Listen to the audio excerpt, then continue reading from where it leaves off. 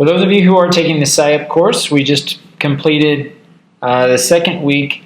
This particular week, we completed our first planning stages, looking at the SIOP model, the Sheltered Instruction Operation Protocol.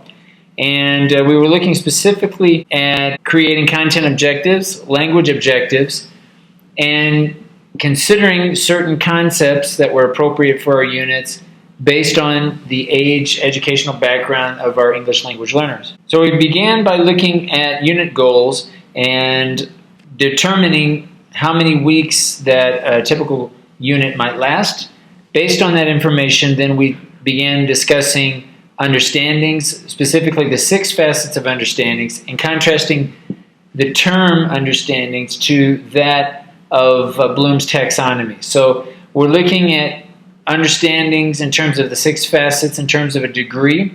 We're not looking at understandings as it being all or nothing, that how a student learns to understand something is in terms of degree.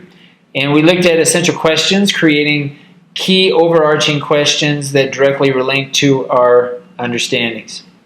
Then based on that, we started to discuss the differences between declarative knowledge and procedural knowledge, specifically looking at declarative knowledge as the specific facts, the dates, the formulas that are relevant to our unit, and looking at what students are able to do, specifically the language that they will be asked to use to communicate their understandings based on the essential questions. So we looked at both deep structure and surface structure ideas behind language and the relationship between those two structures in terms of how we might later go about promoting the specifics of grammar, for example, or vocabulary in terms of the deeper structure of language that might relate to forming an argument, that might relate to comparing and contrasting different concepts, and so on.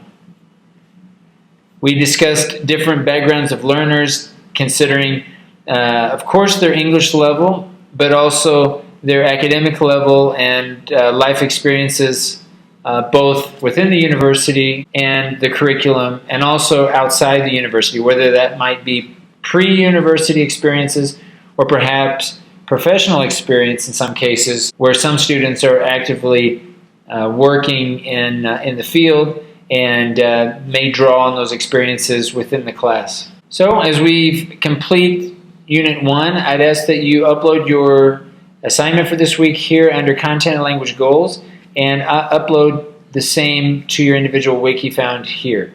And next week we'll continue our last week of planning, looking specifically at supplementary material, adaptation of content, and meaningful activities.